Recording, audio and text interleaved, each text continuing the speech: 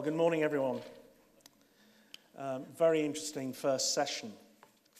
This image, which is a photograph, by the way, and not a painting. Many of us may feel we're setting out in this huge ocean of data and digital.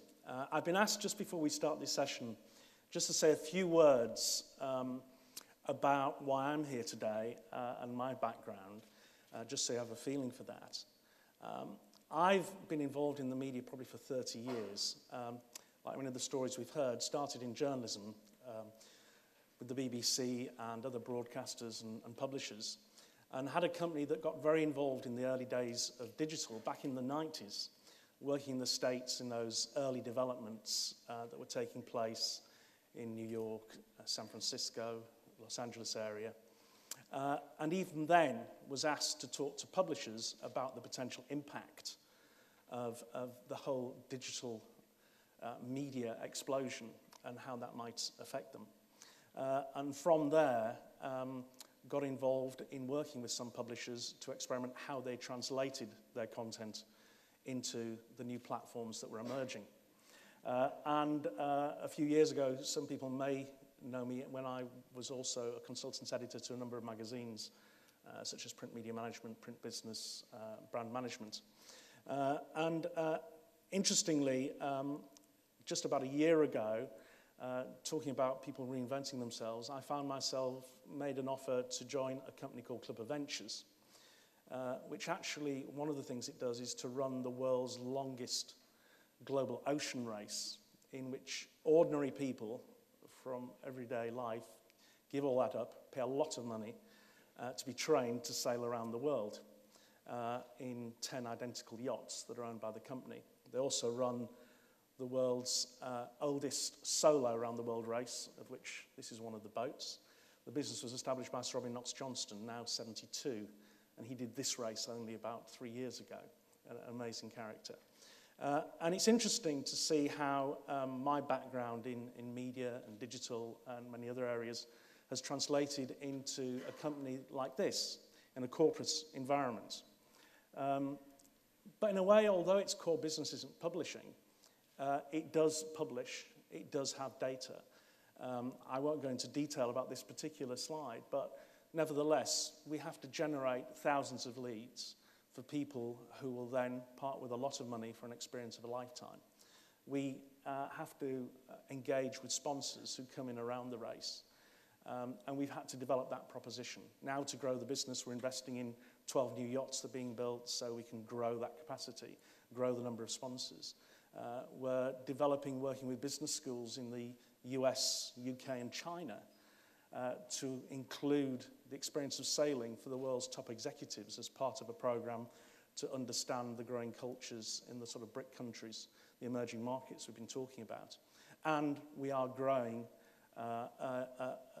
quite a large ambition to grow quite a large conference and events program around the places we go around the world to not only provide things for our sponsors, but also audiences as well. So it's interesting. And when we create and deliver those events, we're then creating a huge amount of content, which is used for a whole range of marketing and editorial activities, from producing a global television series to being on all the digital media and social media and everything else. You can see it's quite a big cake. So it is interesting how that translates into a corporate environment. I'm very interested myself to understand the whole challenges for data and digital publishing, because it is the channel that we will all communicate on one way or another, be as publishers or businesses of whatever complexion. So I think it's really interesting now that we move on to this first panel, in which we can take a closer look at data, taking that adage, if content is king, is data God. And I'm going to be joined now and ask them to join me on the stage by Peter Barron, Director of External Relations, EMEA at Google, Michael Dell, who's Senior Vice President at IHS Janes, and David Erasmus, CEO of Cubate. Please give them a warm welcome.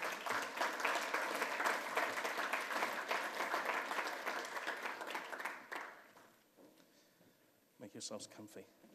I'll sort of sit here so I can see you all. First of all, I think just to, again, people may have heard of your organisations or not, and it's interesting to understand the sort of perspective you bring to this panel. If I can start with Peter Barron from Google. I mean, you've come from being involved in some of the UK's flagship television news programmes into Google. Just by way of introduction, just explain a little bit about your personal journey and what perspective you're bringing here today. I was very struck by what Adrian was saying, because I think I had quite a similar journey. Yes, I was at the BBC for many years, and Channel 4 and ITV as well, most recently at Newsnight as editor. And at that point, I kind of discovered that I was becoming more interested in new media than in television. In a sense, I mean, the Daily Show was a fantastic thing, but the great thing in that period, around 2006, 2007, was that literally there was a new thing to play with online every week. So I spent a lot of time experimenting and failing fast on online tools and opportunities. We had 1 week with the podcast, which Jeremy Paxman called Television Without Pictures. The next week it was a vodcast. We were blogging. We were doing YouTube channels, etc., etc. So I love doing that. And I think the other phrase we use very, very often at Google is launch and iterate. And I kind of discovered that what I was doing then was launching and iterating. Just do stuff tomorrow. Don't wait 6 months to do it.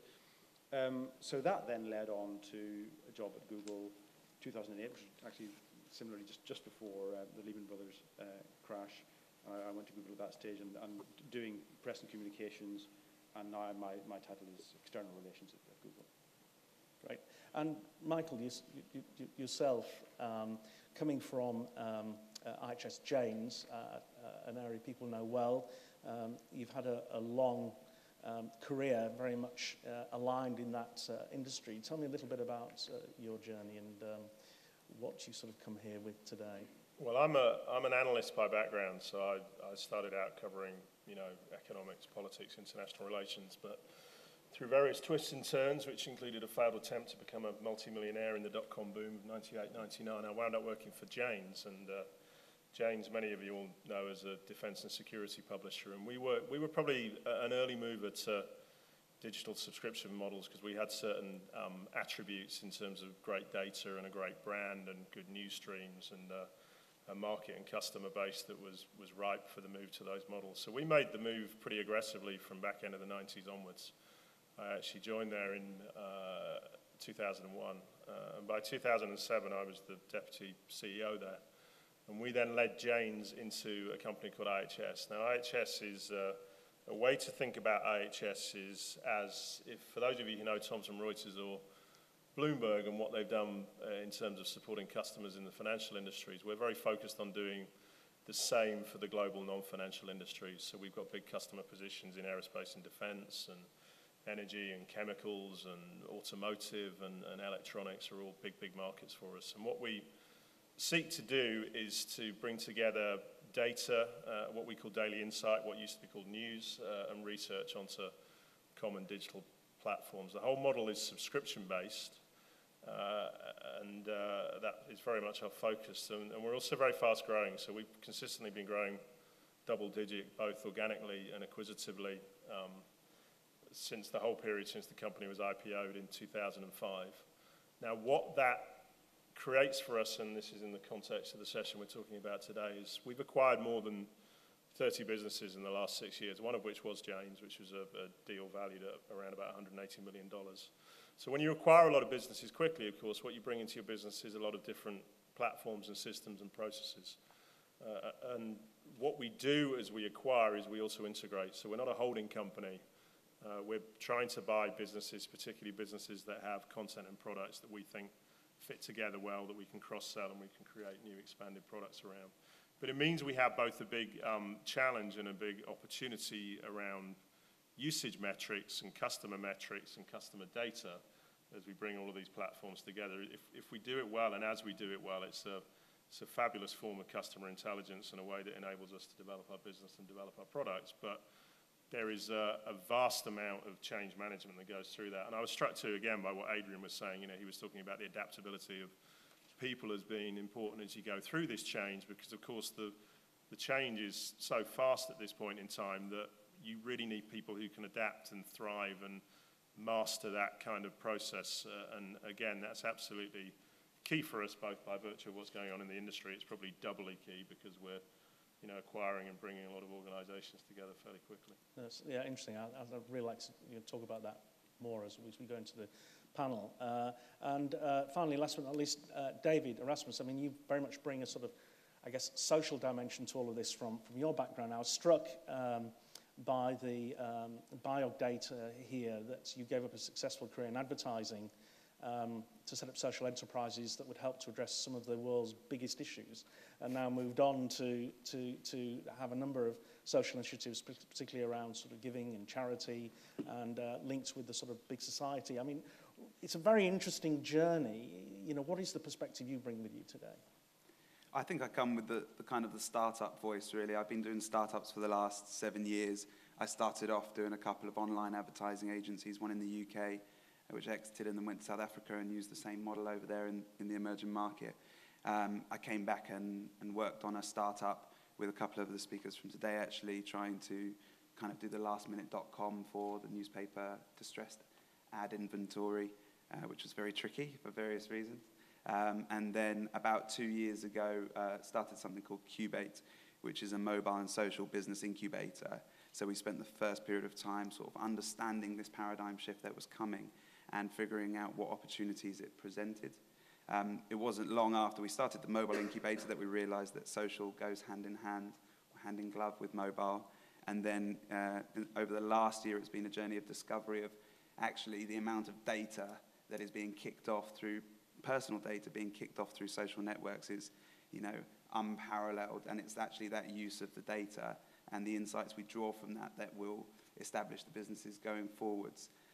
You know, I think I read a stat the other day that in 2010, more data was created than in the rest of history put together. You know, and I think a Google statistic is, you know, don't quote me on it, but it's every 2 or 3 days we're creating as much personal data as we did up until 2003. So it's just absolutely ridiculous the amount of data we're creating, and the ability to organize that data and draw useful insights from it is what's going to establish businesses going forwards. One of the businesses that has come out from this incubator is it's called Givey. It's a social donation platform that I'm now the CEO of as well. And we've just been currently part of an accelerator program in the Northeast called Ignite 100, which is backed by IP Group, one of the venture capitalists over here. And what is really interesting is it's a £1 million fund. They take 10 businesses, put them in a hot box and try and accelerate them over a period of 3 months. It's a fascinating experience. I've never worked harder in my life, probably. But what's interesting is 6 out of the 10 businesses are direct data plays. So from whatever market they're operating from within, you know, their business model, their revenue streams, everything about the business is data-centric. It's not an off-cut that they're selling off as a, you know, to make a secondary revenue stream. The whole business model is created around data. So it's been an interesting journey in the mobile social world and learning about the data that comes from that. I mean, I was interested in Adrian sort of drawing attention to, if you like, the financial crisis in 2008 and how that focused a lot of people's minds on their businesses, and also seems to have obviously been a factor in driving people to social media as well. I mean, is that something you've seen? Has that accelerated the whole challenge we find ourselves facing now with data? Well, I can't say that that's. I mean, I've done a few, you know, gigs helping consult to, you know, larger established businesses like the AA in terms of helping them understand these paradigm shifts and try and drag them into the new world. But most of the work that I do is working with startups that are they're what I call clean businesses that are being built from within the new paradigm, so they don't have the challenges of sort of transposing their old business models or the content or the core brand proposition into the new platforms.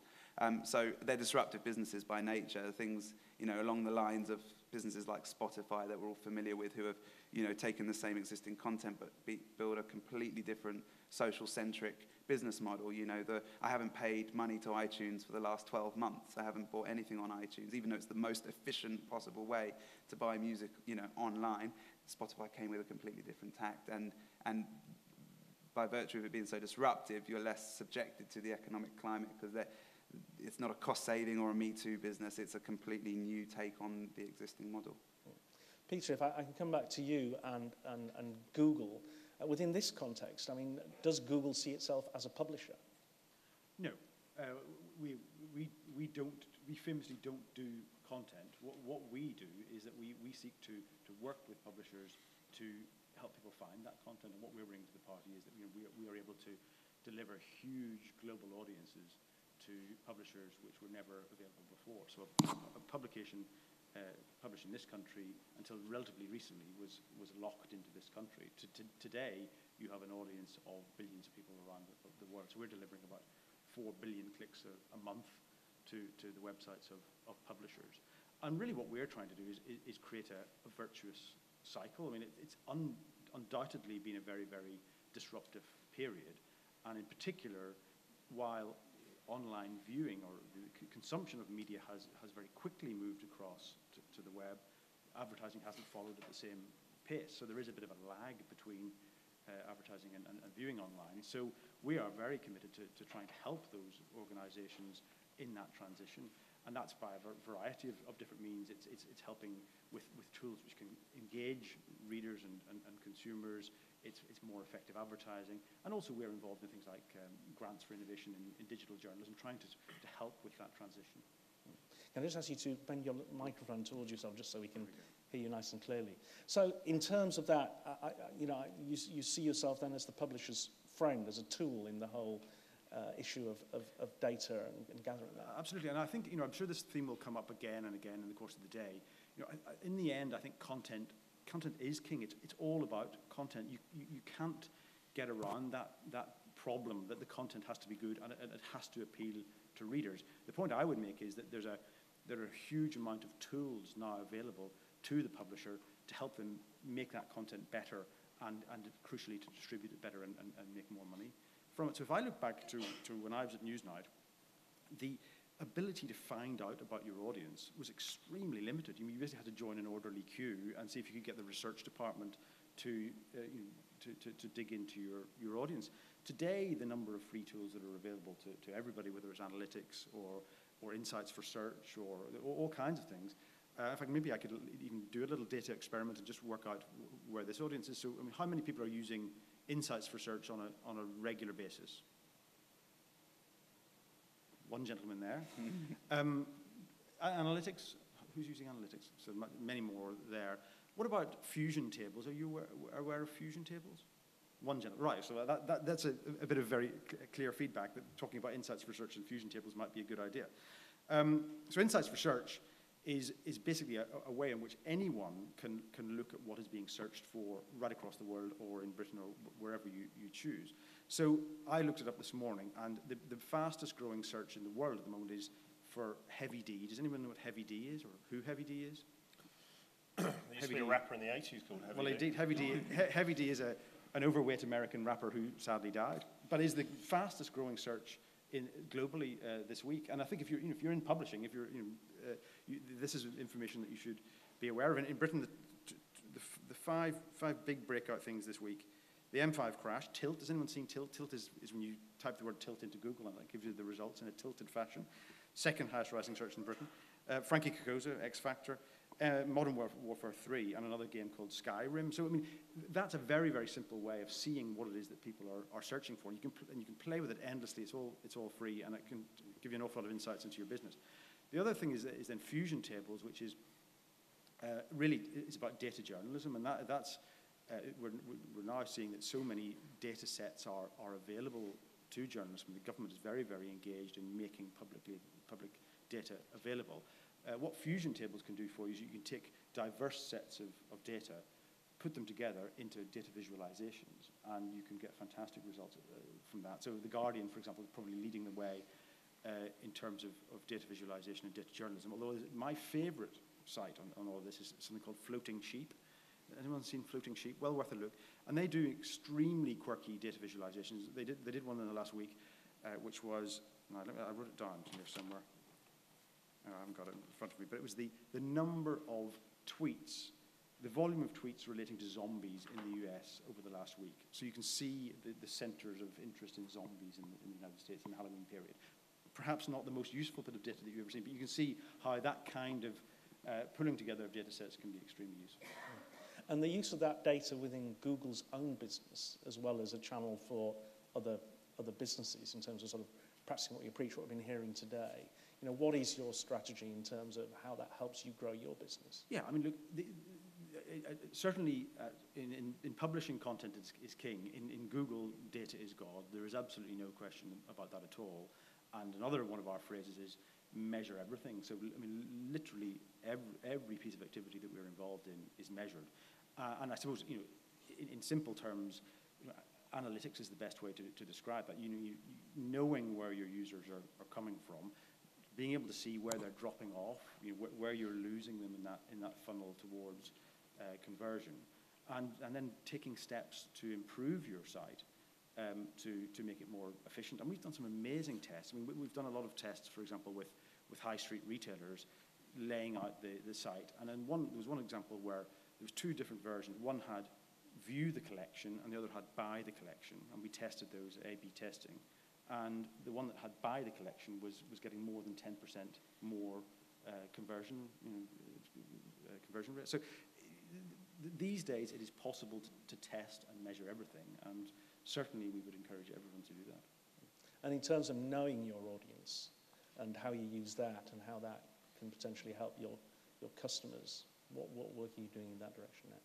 Yeah, I mean, well, analytics is a perfect example of that. Or you can see it, for example, if you look at YouTube, Insights for YouTube is a very, very useful tool. If you have your own channel on YouTube, you can get a fantastic amount of data about who is viewing those videos, where they start to lose interest in those videos, the demographics of the people who are viewing. So, for example, imagine if you were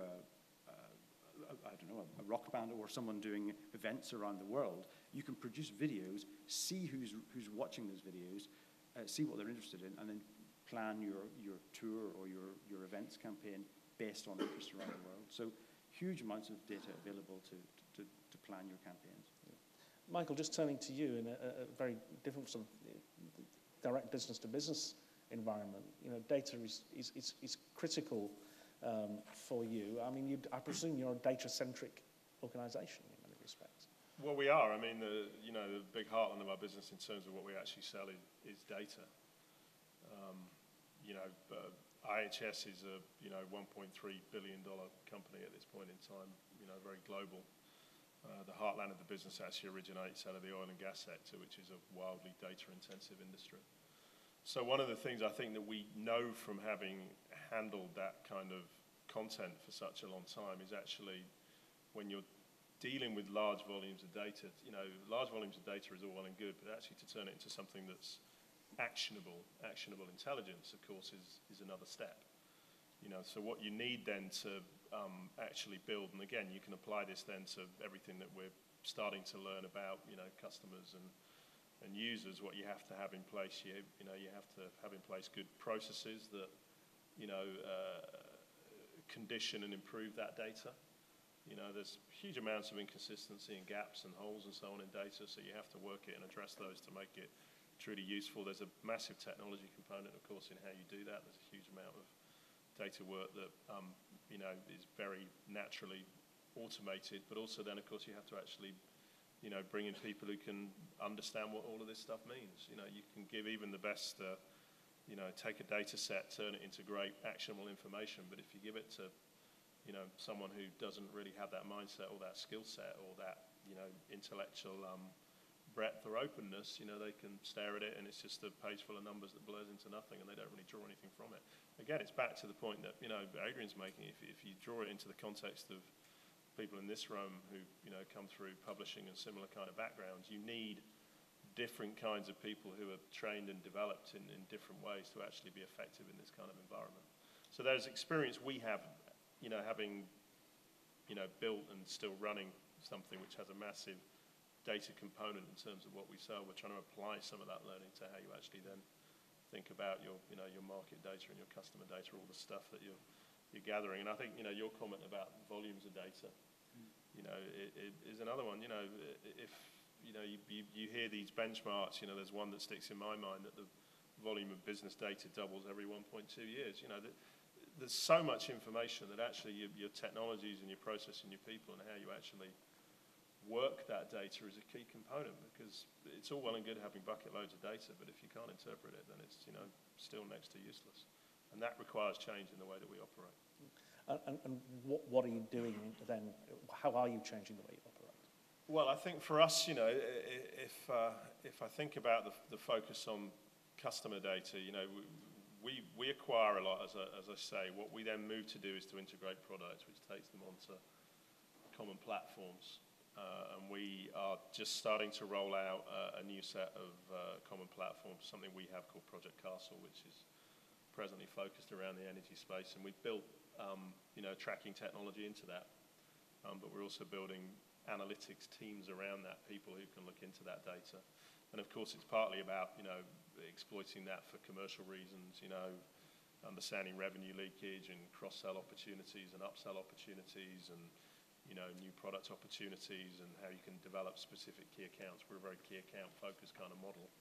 But of course, also all this then drives, you know, directly back into how your editors and your researchers and, you know, your journalists work, because they're getting very real-time visibility as to what's working for customers and what's not. And I think, you know, there's a couple of consequences then that arise from that. One is, again, the change from being an old school publishing industry to being something which is probably more like a kind of, you know, mix between a retail business and a you know, broadcasting business, in terms of the immediacy of the response that you're getting from customers becomes, you know, really quite fundamentally important to how you respond in that environment. And then, of course, as I say, you have to become nimble in the way you react to that, and you have to drive change the whole way back through your business. You know, in the old world, you know, if you go back a decade or so ago, an editor or a journalist, you know, barely knew who a reader or a customer was, and, you know, maybe they got an annual survey which was either a thumbs up or a thumbs down on their publication. Now they're getting, you know, immediate feedback that, you know, customers are finding this wildly useful and they're finding this less useful, and you have to build organizations that can react to that. But I think what it enables you to build, of course, ultimately, is very customer-centric organizations. So, you know, we have a big philosophy at IHS, which is all about customer first. We have everyone's compensation aligned to that. When we hit certain measures, everyone gets annual stock awards. It's universal throughout the business, and it's a very deliberate mean by which you use compensation. And the fact we're a public company, we can use stock as compensation to align colleagues to customer interest and to take advantage of this kind of data. Mm. And I think that, you know, the obvious next stage here is greater personalization of services. So it's now possible to, you know, to tailor content to people very accurately, and geolocation as well with mobile phones. So, you know, you're looking at a situation where, you know, a reader could be alerted if he's shown interest in antiquarian books, that the antiquarian book that he's interested in is available in a shop across the street from where he now is. So that opens up huge new opportunities. Of course, that data needs to be with users' permission and needs to be handled extremely responsibly, but it does demonstrate how, in this huge morass of information, we can start to see a way forward. And also, I think, great opportunities for advertisers when the audience is much more targeted and we know much more about them. And it's a fabulous point about mobility. You know, we talk about right content, right format, right time, right place. You know, right content, right format, again, is you know, deeply embedded in old school publishing businesses and TV businesses and so on. But of course, the notion of time and place is what, you know, mobile platforms enable, and that fundamentally changes the, you know, the customer, the reader, the user need, and at the same time, it fundamentally changes the commercial opportunity, because, you know, location-specific and time-specific content becomes really, really important. It's all well and good having the best content in the world, but it's also the timeliness and the place of delivery, of course, is absolutely key, and that's, you know, something that Google, in terms of what they do, enables. It sounds like you have a strong mobile focus in some of the things you're looking at. I'm sure that, you know, drives the way that you think too. But these are utterly new dimensions, and if you think about smartphones and tablets, meaningful smartphones that you can actually browse the net on and use in those kind of ways are still very young in terms of widespread adoption. If you go back 4 or 5 years, it was a rarity that people had them, and probably even rarer that they actually had the bandwidth to actually do anything useful on them. That pace of change is absolutely stunning. I mean, and the way it ripples through this industry and other industries is, of course, the thing we're dealing with.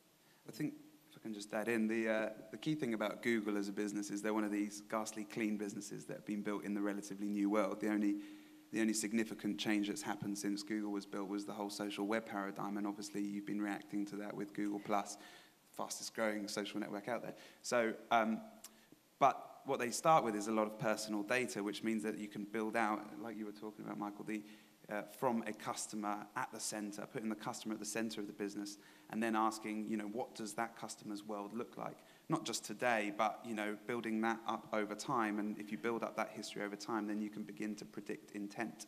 And when you can predict intent, then you've got a really exciting advertising opportunity.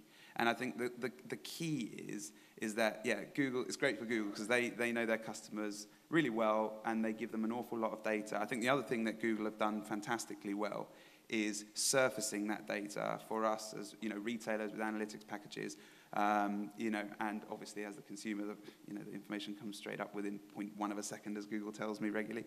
But on the insight side, it's become so usable and so easy to see what's going on. That feedback itself is fundamental for SMEs to be able to feel like they're in control. I mean, at the end of the day, people are emotion-led, and if they feel that they're in control and know what's going on with their advertising, then they feel more confident about it. And for the first 2-3 years of my business life running Broadplace in the UK, we took 200-300 SMEs and watched them drop off their print advertising completely when we introduced them to Google AdWords. And I'll probably get stuff thrown at me in the room, but that's the reality of the situation because it's measurable, it's trackable. But because it comes from, I think that one of my key messages today that I'm really passionate about is that unless you're beginning to position your business in a way where you can start collecting personal data, you're not going to be able to take advantage of the data opportunity. Everything filters from there. The opportunity to be able to compete with Google in terms of being able to show to a small business, look, this is why advertising on our platform is different to Google, but valid. You have to be able to show that you are showing the right ads to the right people at the right time, and therefore getting a good conversion for their money. So I mean, I think the one question I'd love to just ask quickly is how many people currently have a dedicated technical person on their board or in senior management that's one of their key job roles is to sort of review the usage of data and the insights you're drawing from data in your business? There's probably less than 10 in this room at the moment, and I think if there's one thing I wanted to convey today is that the biggest opportunity that I personally see in the market is to take data seriously, not as an off-cut, and as we can make a quick buck out of lending our list to somebody or the like, but to see it as the gold, as the core part of the business that needs to be taken seriously. And at the end of the day, as was mentioned earlier, business is made up of people. If you don't have somebody advocating that at the top level of your business, it's not going to get taken seriously and trickle down through the business. I mean, how fundamental is that? I mean, and it seems, given we're talking about the value of data and the potential of it and the growing expectations for people to understand it, to have that sort of advice at the heart of people's publishing businesses. Well, all you have to do is ask Peter, how much would I have to pay you to give me your data list? And it would be very unlikely he would part with it.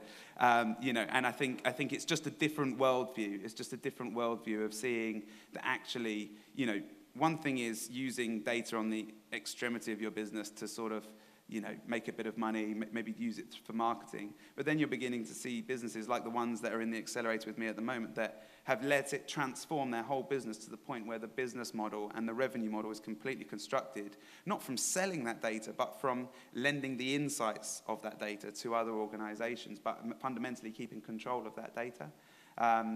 People do it in more open and more closed ways, but I see it as absolutely paramount for being able to construct advertising scenarios that are relevant to users and therefore fundamentally able to generate value and return on investment for small and medium-sized businesses. I think this goes back to Jonathan's point earlier, where it is much easier for a startup to get this right than for an existing company to turn the supertanker around. And I think we're seeing this all the time, how you have the editorial teams and then the technical teams in separate silos, and the editorial team would tend to go to the technical team and say, can you do this for us? And I think where we need to get to next is where those two functions are completely merged, and you have editorial stroke technical people at the top of organizations. And we're not there yet, but we're certainly getting there, and the people who are being most successful in this area are doing that. I'd like to just share a quick analogous story that happened a couple of weeks ago. I wanted to see a guy called Ben Howard, who's a musician, and he was completely sold out from his gig. And I had 3 friends coming to visit me who also wanted to see him. And I thought, I need to get hold of some tickets. So I tried to think of a creative way that I could solve this problem. And I recorded a song. I wrote a song to him. And I recorded it, and I posted it onto YouTube. And from YouTube, I then tweeted his official Twitter account, the link. But then I went one step further and stalked him a little bit and looked at the list of people that were mentioning his name and saw that this girl had mentioned that she was having dinner with him. So I also tweeted her and said, look, I'm really sorry, but I've got to get this message to Ben Howard. If you could help me, that'd be fantastic. So that was it. 2 days later, I got a message back from her saying, I'm on it. And I still don't know who this random person is, but she's obviously in relationship with him. So then I took her full name from her Twitter account, and I Googled it. And I found her Facebook. And then I went onto her Facebook, and I saw that she was employed by Island Records, which Ben Howard is signed to. And then I saw that we actually had one friend in common. So then I messaged this friend who I haven't seen. Well, she's at the very the extremity of my social network. But I said, "Hey, Ange, how you doing? I haven't seen you in a long time, but I'm trying to get something done here. Would you mind helping me?" Posted her the content. And she said, oh, yeah, no, I work at the label as well. And this has gone all around the office, and they love it. And one thing led to another. And then back on my YouTube channel on the Friday afternoon, this was on the Tuesday, I had a message saying, Ben has given you 4 guest list tickets to the gig on Saturday night. So I was absolutely stoked. It was an absolute win for me personally. But the analogy I want to pull out is the fact that I've had all of that data sitting there. I had all of that data sitting there the whole time. But until I sort of went in there and started cross-referencing the 3 different databases, the Twitter database, the Google database, and the Facebook database, I didn't make the connection between the relationships. I had no clue that there was an in for me to get 4 free tickets. And so the value was the fact that I got me and my friends on the guest list and looked really cool. Yeah, that was the end result in this case. But how I got there was having a more intelligent approach to searching and cross-referencing the data in my various databases. Now, obviously, this is an extremely simple example, and you can't manually go around doing that, but that's why you need someone far cleverer than me to sit on the board that can understand how to build real-time processes between different various information sets that you've got to make sure you're not missing out on any opportunities. And we should just add that people should be careful about the personal information that they post about themselves on social networking. I'm going to take that video down soon. I don't really want anyone else to see it. It's served its purpose. Yeah. But I guess the point is that we all, as consumers, get increasingly used to those sort of tools that are open to us, and we take that then into the B2B environment in terms of our expectations. We're constantly dealing with a more expectant customer base. And having to add value to the data. I'm just thinking, Michael, it's one thing having all that data. You said you've got so much of it, but it's a base of how do you get value out of it? How do you then turn that into something that's going to do value, or do you actually do what we've just heard and look at how you correlate the data you've got to discover the sort of the added value that's there? Do you mean in terms of customer data? Or? Yes, in terms of customer data. Yeah, well, it's the simple point. I mean, you've articulated it well in terms of having someone at board level who's, data oriented and that's their job. It's recognizing that it's a necessary function and discipline that you have in the business. That's the fundamental point. And then you can resource it. You can have board level people. You can have teams to do it. You can put in technology that bring it together. You've got massive platform issues. Again, back to the point, I think it was your observation about, Google's great advantages. They were built on a green field, right? When you're trying to do this in the context of businesses which have already been around for decades and have had online, properties and, you know, presences from, you know, mid-90s onwards, and have then brought a lot of businesses together. You've got, you know, endless circles of legacy issues that you have to work your way through. But the fact that it's difficult doesn't mean that it's not necessary. Because it's actually back to the point, it's if you get it right, it's actually the thing that drives your business then, is it's the means by which you actually serve and support your customers better. You know, that's the first principle. You know, trying to understand, you know, who they are, what it is they're trying to do, what decision they're trying to take, what they're interested in. And if the more smart and intelligent and focus you can get on that, then you just flow that back through your business in terms of optimization of, you know, products and service around that. And it's a simple precept of business, which is, you know, it's back to the old adage, if you get it right for the customer, then, you know, most of the rest of your business will flow pretty well. And this is a massive opportunity to do that, and do that, you know, in a far more precise and informed way than we've ever had the opportunity to do so previously. Mm. And when we were talking earlier, you were talking also about the challenge then of working in a more multi-platform environment in terms of, you know, how you reach those consumers and the data that you have to get across there. I mean, in your business, what sort of challenge has that been for you? And well, you change workflows, you know. So we talk a lot about format neutral workflows. So, you know, creating you know, in a publishing paradigm, you create a unit of content in a way that you can then put it to a magazine, you put it to hard copy, you can put it to a website, you can put it to a data feed, you can flow it through, you know, tablets, you can flow it through smartphones. But you don't, of course, want to have 4 or 5 workflows that are feeding each of those platforms, and you're re-editing and reworking the content, because it's just wildly inefficient and slow way of doing things. So there are certain things, that basic operating principles like that you have to get right in order really then to scale and subsequently drive your business. You know, if you look back at the history of the publishing industry, what a lot of people did initially was they had massive hard copy businesses, and then they got into digital by building a little online unit over here that was completely disconnected. What most of them have gone to now, of course, is to recognize that's a mistake, and the digital has to flow through the DNA of the whole business, which is where you get to things about, you know, format neutral workflows and support for multiple different platforms and different ways that you optimize the product according to platform. So it's a really, really fundamental thing. Again, I mean, I've cited Adrian a couple of times already this morning, but he was talking about, you know, the journey at UBM, and for established businesses, you know, one of the biggest challenges here actually is how do you, to borrow Peter's phrase, how do you turn the supertanker? Because you've got big established businesses with revenues and profits aligned to them, and huge numbers of people with certain skill sets and habits and behaviors, and all of those things are actually require a huge amount of inspiration and perspiration to adjust and to change. But you have to. Otherwise, you hit the point of your business, you know, will actually disappear. There's no option here, of course. And I think going back to that phrase, launch and iterate, is something that's really important. I think a lot of industries who are trying to adapt and adjust know they have to do it, and have a slight fear of it, and then drop a huge plan, possibly involving very expensive consultants, to do something in 6 months' time, which will then be out of date by the time they get there. And what we would certainly say, and what we try to do at Google, is just do something really quickly, get something out there. It may not be perfect, but then get feedback from your customers and make it better as you go along. So you try to do something literally this week rather than waiting 6 months. I regularly see, you know, established businesses that see themselves as intrinsically linked with the platform that they've traditionally used, and that method of thinking is probably the thing that holds them back the most, because they feel that they are a magazine or they are a journal or whatever.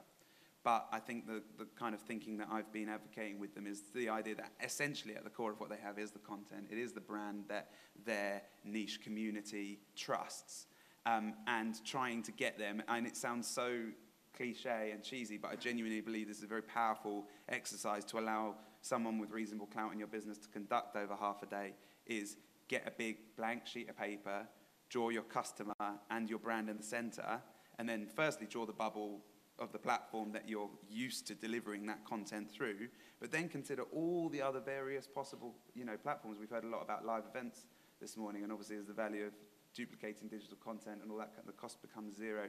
The value of live is going up in all industries, you know, but I think, you know, sometimes mobile is relevant, isn't relevant. Sometimes, you know, really heavy social presence is or isn't as important, or it's used in very different ways. I mean, we've just used, for example, with Givey, Twitter has now become our primary customer service web application. You know, it's not just a marketing tool, it's the primary way we push everybody for customer service. And so our usage is quite different to somebody else's. But yeah, I mean, it sounds cheesy and you may have already done it, or you might find it hard to then transpose that. But I think it's an important exercise to get out of the thinking that you are a magazine or you are a particular, you know, a format that you're very used to, and considering all the various touch points, because the business models might just be different off the different platforms.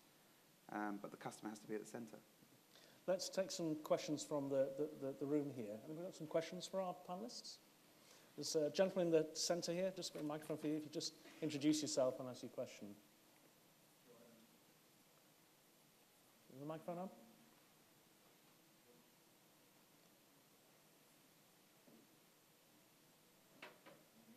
No. Nope. Is the microphone not working? Another one?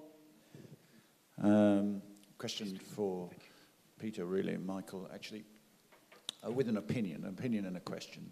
So, Peter, you mentioned The Guardian. I'm a bit sick of hearing about The Guardian because it loses 55 million quid every quarter and will be bankrupt in about 3 years for this trust fund. It actually relies on an old media company, Trader Media, to keep its head afloat, and 36 million unique users don't add up to shit, it seems, at The Guardian.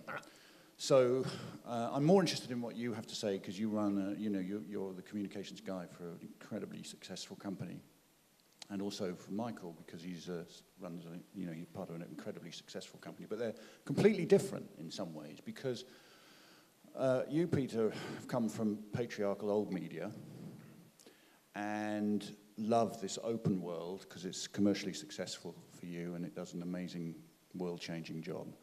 And Michael comes from a company, works for a company not dissimilar to mine, which is, we don't want an open world. We want lots of people paying huge amounts of money, but not that many, because if they're not going to pay the money, then we don't care.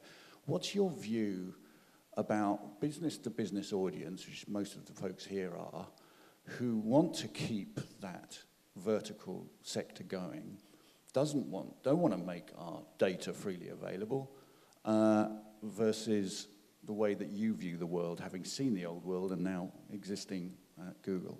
Well, I think it's a great question. I think the point I was making about The Guardian was in the context of the data visualization journalism they've done, which I think is probably leads the world. But I take your point about profitability. I think the other great example that we could point to is the Daily Mail, who have completely bucked the trend of the orthodoxy of good websites, good news websites, and are one of the most successful in terms of volumes in the world, and they're making money from it. But I think going back to your sort of open versus closed question, I think it's long been assumed that Google is only in favor of the ad-supported model and that everything should be free, and that model so far has been a bit of a struggle. But we're agnostic about that. I mean, we want to help support either the ad-supported model or the paywall model, and particularly talking about verticals and specialist publications. There's no question that you guys are perhaps better suited to the paywall model than almost anyone else in the industry. So I think maybe a comment on the closed world in terms of businesses that want to build kind of workflow-oriented solutions, things that sit behind subscriber paywalls. I think it comes back to being clear about your value proposition. This is almost a kind of common sense things to say, but you have to do something that is valuable to your end user. It's back to that focus on the customer. We talk a lot about combining, must-have critical information, hard facts and figures, which for people in oil and gas or A&D or wherever it may be are things that they simply need to do their jobs. You then combine it with the currency of daily insight, the reason why they need to use you every day rather than merely every week or every month, and then you tie it in with, some great research work, which is the real kind of, forward-thinking intellectual value add, if you like, and then you put it on platforms and wrap applications around it that make it all, extremely usable. And I think if you do that, the problem you're actually solving for the customer is, of course, we're talking about a world here of exponential data growth. What doesn't change, of course, is the number of hours we have in the day or the size of our brains and our ability to process all of this information. So if you position yourself in a way that you help people intermediate and deal with their problem of information overload by building, content-rich products which are highly, highly relevant to a specific job or a decision they're trying to do, then you've got the opportunity to bring them into a closed environment and charge them for it. And they'll willingly pay for it because you're actually helping them achieve their objectives and you're helping them deal with their problem of data and information overload. So that's where the sweet spot is for B2B businesses. Any other questions? Because I guess it really is that the whole point. The news is out there, but it's the data that you have exclusively, or the content you have exclusively, or you create, as Adrian was talking about, doing the research reports and white papers. You've got to really, create that sort of unique content, that source of intelligence, I guess. You do, that's part of it, but I mean, I'll make a specific comment about news as well. I think the nature of news changes. Of course, there's vast amounts of generic news out there, and if you're interested in general current affairs and entertainment and sport and so on, you've got the BBC and a whole host of other fabulous free websites which do a brilliant job. Again, if you're following things for general interest rather than for business, they're more than good enough. But what we find with news in a B2B space is you change the notion of news, because your ability to be kind of do the old exclusive thing in the breaking news piece and so on is much, much more difficult now. But news as events data, what we used to call journal of record, this happened here today. If you say, well, actually, what we're doing here is not news, but what we're doing is events data, and there are certain event types which matter to our customers. So, for example, a database of mergers and acquisitions activity in the defense industry, or, corporate developments in the oil and gas world, and you say, right, what we're going to try and build here is a comprehensive, current, consistent data set around those kind of events, which have high utility to our customers because they can then do their own pattern and trend analysis as to where the market is going and where the industry is going. That kind of data still has great value and great currency. You may relabel it, you may call it your events database rather than your news service, but it still has that attribute of being definitive journal of record. But frankly, you're just taking advantage of modern approaches and modern technologies to do it in a vastly more expansive and consistent and frankly valuable way than you ever could in the old world of publishing news magazines and publishing daily newspapers. And how far have you still got to go on your journey in terms of maximising the value of your data? What do you still need to do you feel, in your business? I think, well, we have very defined notions of quality around information that we build with our customers. So we focus a lot on consistency of data. We focus a lot on currency, correctness, and completeness. We call it the 4 Cs. And we're constantly refining and building those benchmarks with strong customer input, and then we measure and manage against it. And it becomes part of our promise to the customers. It's back to the problem, that all customers face, which is exponential growth in information. If you make them the promise that we're going to help you focus on the data sets that actually matter to you, and then we're going to condition and improve them against clear quality metrics, which then deliver back to you the ability to take decisions, you're giving them a very strong value proposition at that point in time. And again, back to this data-rich, expanding data-rich world. Of course, you never get to a point with data when it's moving and expanding in the way it is. You get to an end point and the customer says, well, fine, you've given everything I need to know now, relationship over, we're done, we're just going to go run our business. It's such a dynamic environment that opportunity actually in the marketplace, almost by definition, is constantly refreshing itself. So once you get good around it, your ability to enjoy long-term business success around that is very, very strong. You shouldn't actually get to a point where you kind of cap yourself out. Or certainly not in the kind of time frames that anyone in this room would be concerned about. Yeah. And Peter, what are we going to see from Google as a time to spill the beans on?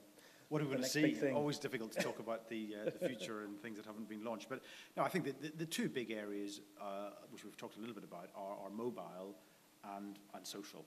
And I think some of the projections around mobile, being the primary way of accessing the web in a very, very short period of time. The growth of time, you only have to sit on the bus and see what's going on with Kindles and tablets to realize that, I think the magazine industry has probably had it a bit easier than the news industry in recent years, because the intrinsic value and quality of holding something attractive in your hand has given a bit more longevity to the magazine. But I suppose most of you have seen that extraordinary video of the baby in the magazine. Have you seen that? Where the YouTube video of the baby trying to use a magazine like an iPad. The next generation are definitely looking for something new. And I think the big challenge, I think it's still very early days in terms of the web. And in the first phase, effectively, publications were putting their publication, a facsimile of their publication, online, and that's fine. But the tools now are such that readers are expecting much more from their publications. So it won't be sufficient for magazines to simply put their product on tablets in the future. They'll have to get all the different multimedia facets of that working together, and that involves data journalism and visualization and video, etc. And the journalists and publishers of the future are going to have to be adept in all of these things. Mm. Before we bring this session to a close, is there any other question from the floor before we move on? We're all gasping for coffee. Well, maybe then, in terms of the takeaway from this session and data, David, I mean, from your point of view, you made a big point about having an expert in the company. I mean, is that your big message today, do you think? Yeah, I think it's twofold. One, less than 10 of you in here have somebody technical on the board. Seriously consider that as a strategic move forwards, and the white paper exercise. Put yourself, your brand, your customer in the centre, and consider your existing platform as just one of the platforms, and consider other touch points and potentially different business models. Michael, for you, the big message? Probably similar themes. We're operating in a world where we have a almost live, ongoing relationship with each and every customer. It's much more dynamic than we've ever dealt with before. You then have to your point, you've got to build in, organisational capability and process and technology that allows you to track and to understand that. And I think, the third thing I'd say is try and be open-minded and learn from other industries. You can look at if you come from publishing, you can look at the broadcasting industry and, the way they schedule and, manage engagement with viewers and stuff and build interactivity. And I think there's a lot to be learned there. You can learn from, areas like, retail, the way that, the analogy between the way, supermarkets build, and they have different products and content that draw people in, and then they sell them seasonal stuff. And, all these kind of analogies are actually useful in the way that you build websites and build information services.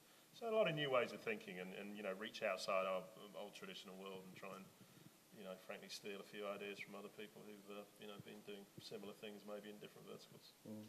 And Peter, for data? Yeah, I mean, for me, it's launch and iterate and experiment and keep an open mind. I mean, looking back to Newsnight, I remember my biggest mistake was to say, I can confirm that Newsnight will never go on Twitter because I don't believe you want to know what we're having for breakfast. And of course, it's a complete misunderstanding. And now every day I check on Twitter to see what Newsnight's doing on the show tonight. So I think, keep an open mind and try everything. I mean, just mentioning The Guardian again, they're now sharing their emerging news diary with the public. Yes, well, we did that on Newsnight many years ago. Very, very interesting. Well, it's been fascinating. We'll be talking more on tablets that we touched on briefly there in the session after coffee, but I'd like to thank you all for joining us here today. We show your appreciation.